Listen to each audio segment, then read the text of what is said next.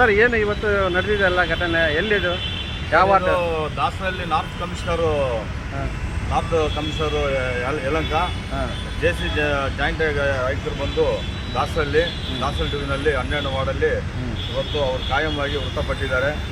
ಆದರೂ ಮೃತಪಟ್ಟಿದ್ರು ಬರೀ ಅಷ್ಟೇ ಅವರಿಗೆ ಬೇರೆ ಬೆನಿಫಿಟ್ಸ್ ₹1 ಸಿಗಲ್ಲ. ಸುಮಾರು ಕಾಯಂ ಆಗದಾಗಿಂದ 1.5 ವರ್ಷದಿಂದ ಸುಮಾರು ಅಂದರೆ 80ರಿಂದ 90 ಜನ ಮೃತಪಟ್ಟಿದ್ದಾರೆ. ಆದರೂ ಅವ್ರಿಗೆ ಯಾರಿಗೂ ₹1 ಬೆನಿಫಿಟ್ ಇಲ್ಲ. ಅದು ಬೆಳಗ್ಗೆಯಿಂದ ಸಾಯಂಕಾಲವರೆಗೂ ದುಡಿತಾನೆ ಇರಬೇಕು. ಅಧಿಕಾರಿಗಳು ಬೇಜವಾಬ್ದಾರಿ ಇದೆ, ಸರಿಯಾಗಿ ಒಂದು ಹೆಲ್ತ್ ಕಾರ್ಡ್ ಕೊಡಲ್ಲ. ಮತ್ತು ಹೆಲ್ತ್ ಕಾರ್ಡ್ ಕೊಟ್ಟಿದ್ದಾರೆ, ಅದರಲ್ಲಿ ದುಡ್ಡಿಲ್ಲ. ಹಾಸ್ಪಿಟಲ್ ತೋರಿಸೋದು ದುಡ್ಡಿಲ್ಲ. ಮತ್ತು ಹೆಲ್ತ್ ಚೆಕಪ್ ಅಷ್ಟೇ, ತಿಂಗಳು ಒಂದ್ಸಲ ತೋರಿಸೋದು, ಹೆಲ್ತ್ ಚೆಕಪ್ ತೋರಿಸಲ್ಲ. ನಿಜವಾಗ್ಲೂ ಅಂದರೆ ತುಂಬ ಪೌರ ಕಾರ್ಮಿಕರು ತುಂಬ ಅನ್ಯಾಯ ಇದು. ಎಲ್ಲಿ ಯಾವ ಅಧಿಕಾರಿ ಕೇಳಿದ್ರು 5 ಪಾಲಿಕೆ ಆಗಿದೆ, ನೀವು ಆ ಪಾಲಿಕೆ ಹೋಗಿ ಕೇಳಿ ಅಂತ ಹೇಳ್ಬಿಟ್ಟು ಮಹೇಶ್ವರ ಸಾಹೇಬರು ಅಲ್ಲಿ ಎಲ್ಲ ಪಾಲಿಕೆ ಹೋಗಿ ಅಂತ ಹೇಳ್ತಾರೆ. ಮತ್ತು ಅಲ್ಲಿ ಹೋದರೆ ಯಾವುದೇ ಏನು ಡಿಮ್ಯಾಂಡ್ ತಗೊಂಡ್ರು ಜನಗಣತಿ ಇದೆ, ಸ್ವಚ್ಛ ಸರ್ವೇಕ್ಷಣೆ ಅಂತ ಹೇಳ್ಬಿಟ್ಟು ಏನೋ ಒಂದು ನೆಪ ಇಟ್ಕೊಂಡು ಅದು ಮುಗಿದ್ರೂ ಅಧಿಕಾರಿಗಳು ಯಾರು ಸಿಗಲ್ಲ ಕೈಗೆ. ನೋಡಿ, ಈಗ ಅವ್ರಿಗೆ DPS ಆದ್ರೂ ಅವ್ರಿಗೆ ಇದಕ್ಕೆ ಮುಂಚೆ DPS ಆಗಿರೋರಿಗೆ 10 ಲಕ್ಷ ವೃತ್ತಪಟ್ಟು 10 ಲಕ್ಷ ಸಿಗ್ತಾ ಇತ್ತು. ಈಗ ಅವ್ರಿಗೆ ಕಾಯಂ ಆದ ₹1 ಇಲ್ಲ. ಹಾಗಾಗಿ ನಾವು ಮೈಸೂರಿನ ಸಂಘದಿಂದ ಇನ್ಮೇಲೆ ಯಾರು ವೃತ್ತಪಟ್ಟರು ರಿಟೈರ್ಡ್ ಆದ್ರೂ ಕಾಯಂ ಆಗಿರೋರಿಗೆ ಮಿನಿಮಮ್ ಸುಮಾರು ಅಂದ್ರೂ ಒಂದು 40 ಲಕ್ಷ 50 ಲಕ್ಷ ಕೊಡಬೇಕಂತ ನಾವು ಒಂದು ಡಿಮ್ಯಾಂಡ್ ಮಾಡ್ತೀವಿ ಮೈಸೂರಿನ ನೇತೃತ್ವದಲ್ಲಿ. ಹಾಗಾಗಿ ತುಂಬ ಏನು ಅನ್ಯಾಯ ಅಂದರೆ ಅನ್ಯಾಯ.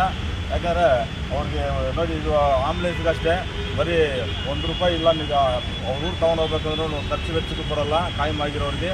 ಈ ಥರ ಸುಮಾರು ಜನ ಮೇಸ್ತ್ರಿಗಳು ಮೃತಪಟ್ಟಿದ್ದಾರೆ. ಸುಮಾರು ಎಷ್ಟೋ ಜನ ಪಟ್ಟಿದ್ದಾರೆ. ಈಗಲೂ ಪಾಪ ₹1 ಅವರಿಗೆ ಬೆನಿಫಿಟ್ ಇಲ್ಲ.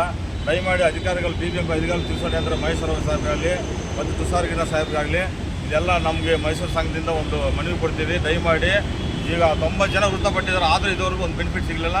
ದಯಮಾಡಿ ಅಧಿಕಾರಿಗಳು ಏನು ಕಮಿಷನರ್ ಅಧಿಕಾರಿಗಳೆಲ್ಲ ಸೇರಿ ಒಂದು ಮೀಟಿಂಗ್ ನಮಗೆ ಅರೇಂಜ್ ಮಾಡಿಕೊಟ್ರೆ ಇದೆಲ್ಲ ಡಿಮ್ಯಾಂಡ್ ಇನ್ನೂ ಬೇಜಾನಿದೆ. ಮತ್ತು ರಿಟೈರ್ಡ್ ಆಗಿರೋರು ಅಷ್ಟೇ, ರಿಟೈರ್ಡ್ ಆದ್ರೂ ಬರೀ ಕೈಯಲ್ಲಿ ಹೋಗ್ತಾವ್ರೆ. ನೋಡಿ, ಅವರೆಲ್ಲ ಸುಮಾರು ಒಂದು 30-40 ವರ್ಷದಿಂದ ಕೆಲಸ ಪಟ್ಟು ರಿಟೈರ್ಡ್ ಆದ ತಕ್ಷಣ ಬರೀ ಕೈಯಲ್ಲಿ ಮನೆಗೆ ಹೋಗ್ಬೇಕಂದ್ರೆ ಮನೆಯಲ್ಲಿ ಮಕ್ಕಳು ಸಾಕಲ್ಲ. ಪಾಪ ಅವರು ಸುಮಾರು ಜನ ಬೀದಿ ಪಾಲಾಗಿದ್ದಾರೆ.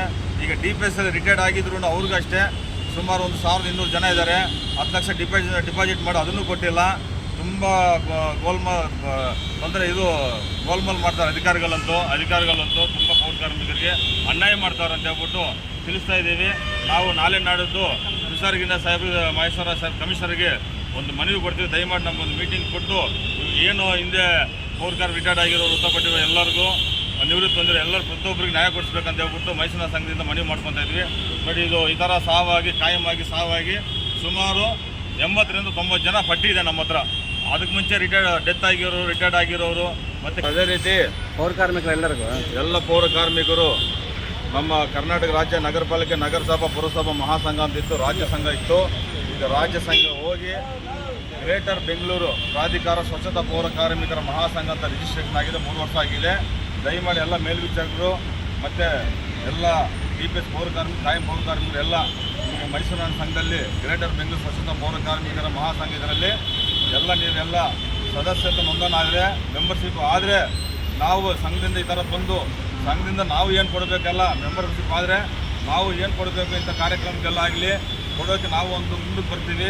ದಯಮಾಡಿ ಎಲ್ಲ 198 ವಾರ್ಡ್ ಅವರು ಎಲ್ಲ ಪೌರ ಕಾರ್ಮಿಕರು ಮೇಲ್ವಿಚಾರಕರು ಮತ್ತು ವಿಲೇಜ್ ಒನ್ನಿರೋರು ವೇಟಿಂಗ್ ಲಿಸ್ಟ್ ಅವರು ಎಲ್ಲರೂ ಮೆಂಬರ್ಶಿಪ್ ಆಗಬೇಕಂತ ಮನವಿ ಮಾಡ್ಕೊತಾ ಇದ್ದೀವಿ. ಅದೇ ರೀತಿ ವೇಟಿಂಗ್ ಲಿಸ್ಟ್ ಅವರು ಕಾಯಂ ಆಗೋರು ಇನ್ನೂ ಒಂದು 670 ಜನ ಇದ್ದಾರೆ. ಅದನ್ನು ನಾವು ಆಯೋಗಕ್ಕೆ ಕಂಪ್ಲೇಂಟ್ ಮಾಡಿಬಿಟ್ಟು ನಾವು ಮೈಸೂರಿನಲ್ಲಿ ಕರೆಸಿ ಮಹೇಶ್ವರ ರಾವ್ ಮುಖ್ಯ ಕಚೇರಿಯಲ್ಲಿ ಚೀಫ್ ಕಮಿಷನರ್ ಇದ್ದಾರೆ, ಅವ್ರ ಜೊತೆಯಲ್ಲಿ ನಾವು ಒಂದು ಚರ್ಚೆ ಮಾಡಿ 1 ಇಯರ್ ಬಿಲ್ ಅವರು ರೇಟಿಂಗ್ ಲಿಸ್ಟಲ್ಲಿ ಅದನ್ನು ಬೇಗ ಮುಗಿಸ್ಬೇಕಂತ ಹೇಳ್ಬಿಟ್ಟು ಅದೊಂದು ಲೆಟರ್ ಕೊಡ್ತೀವಿ.